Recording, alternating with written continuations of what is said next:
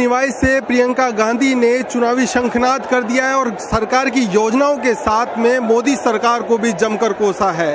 साथ ही महिला सशक्तिकरण का भी उन्होंने आह्वान किया है। और क्या कुछ सभा का असर रहने वाला है, यहाँ पर हमारे साथ वरिष्ठ पत्रकार राहुल सिंह जी और राकेश वर्मा जी हमारे साथ मौजूद हैं। सबसे पहले हम राकेश जी के पास जाएंगे क्योंकि यहाँ स्थानीय संपादक हैं और बहुत खबरें ये माहौल को देखते हैं, समझते हैं। राकेश जी, तैयारियां बहुत दिन से चल रही थी, अब प्रियंका जी की जो सभा हुई है उसके बाद से कितना इफेक्ट यहाँ पर नजर आ रहा है? जैसा कि सभा से पहले ये कहा जा रहा था कि हमने भी कहा था कि भाई जो प्रियंका का फोकस है वो महिलाओं पर रहने वाला है। तो आपने भाषण में भी देखा होगा कि उन्होंने ज़्यादातर अपने भाषण में महिलाओं को जोड़ने की कोशिश की है। कई मर्तबा उन्होंने भाषण में माता बहनें कह के संबोधित किया और महिलाओं की योजनाओं का बखूबी बखान किया है। तो उनका जो मेन जो मकसद था महिलाओं को कनेक्ट करने का था और उसी की उन्होंने बात की है। आधे घंटे तक प्रियंका गांधी ने भाषण दिया, मोदी सरकार को कोसा और केंद्र की योजनाओं के साथ और राज्य की योजनाओं को भी उनका बखान किया। प्रियंका गांधी के इस शंखनाद को किस तरह से देख रहे हैं? देखिए, कुल मिला के प्रियंका गांधी ने अपने जो भाषण की शुरुआत की, उन्होंने सबसे पहले तो त्रिनेत्र गणेश जी, डिग्गी कल्याण जी जो यहाँ आस्था के धाम है उनको याद किया। वो एक संदेश देना चाहती थी कि मैं इस धरा पे आई हूँ, ये वीवो की धरती है और पावन भूमि है। उसके बाद जो उनका फोकस था, सबसे बड़ा फोकस था महंगाई को लेके उन्होंने मोदी सरकार की जम की आलोचना की। यही नहीं, जो उनके मित्र का नाम लिया, अडानी का नाम लिया, वो भी धनवान मित्रों की बात कही।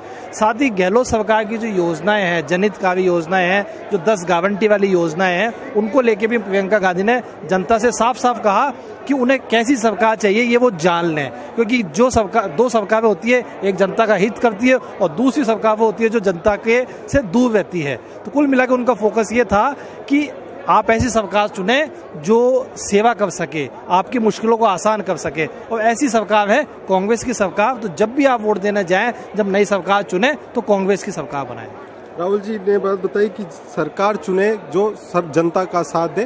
राकेश जी, कार्यक्रम सरकारी था मगर चुनावी रूप से चुनावी वादे, चुनावी आह्वान, वोट का आह्वान किया गया। ये जो टोंक जिला है, सवाई माधोपुर, टोंक और डिग्गी कल्याण का भी प्रियंका ने नाम लिया, कितना इफेक्ट आप मानते, कितना समीकरण बनने वाले हैं आगे?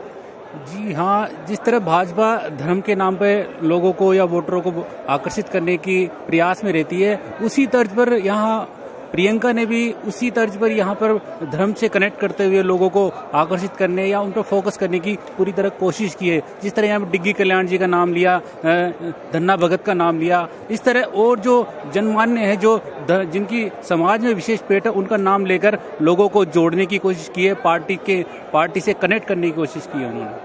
इसे कनेक्ट करने की कोशिश की। राहुल जी, एक अलग तरह की जैसे कांग्रेस अक्सर नहीं करती, लेकिन अब जैसे प्रियंका ने मंदिर का नाम लिया, मंदिर में आस्था का नाम लिया, एक जो हिंदू वोटर है कहीं ना कहीं वो भाजपा का जो एजेंडा है और भाजपा की जो रणनीति है उसको तोड़ने के लिए एक रणनीति। देखिए, निश्चित रूप से आजकल कांग्रेस के जो नेता हैं जहां भी यात्रा करते हैं, जो वहां के जो लोकल जो आस्था के धाम है, चाहे अपन यहाँ की बात करें, चाहे कुछ दिन पहले राहुल गांधी ने बेणेश्वर धाम का जिक्र किया था, उसके बाद भीलवाड़ा में मल्लिकार्जुन खड़गे ने सभा की थी।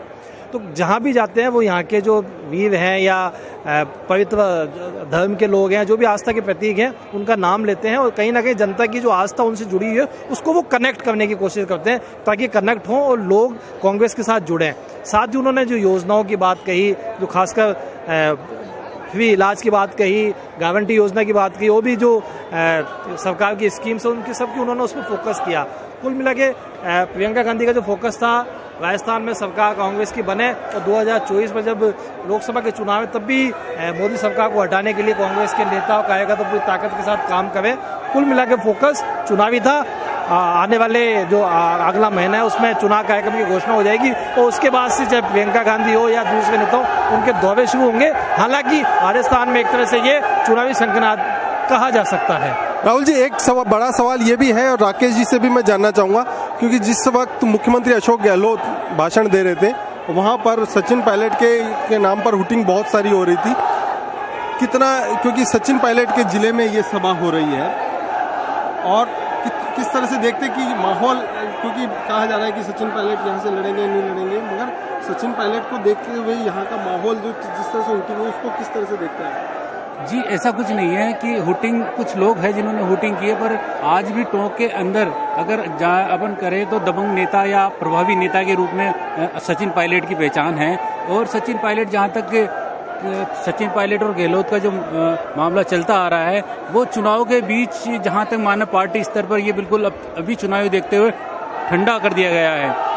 आप देख रहे हैं कि इस दौरान ना कोई बयानबाजी हो रही है, ना कोई किसी तरह एक दूसरे के खिलाफ आरोप प्रत्यारोप के दौर चल रहे हैं। तो ये चुनाव कांग्रेस का ये इस मोटो है कि अभी जो है चुनाव जीतना ही अहम है।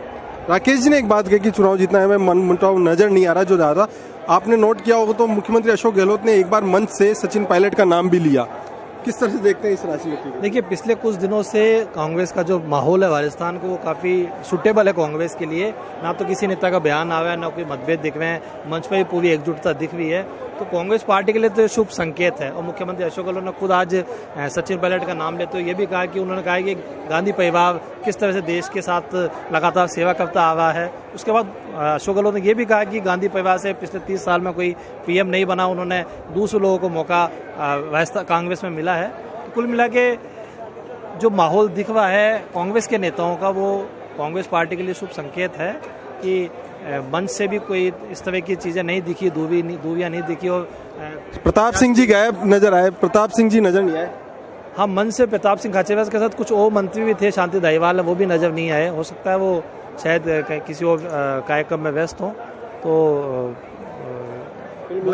तो कुल मिलाकर जो मंच से मैसेज दिया गया प्रियंका गांधी की ओर से भी और मुख्यमंत्री अशोक गहलोत की ओर से भी, सचिन पायलट की ओर से, कि अब कांग्रेस एकजुट है और योजनाओं के दम पर वो फिर से सत्ता में आएगी।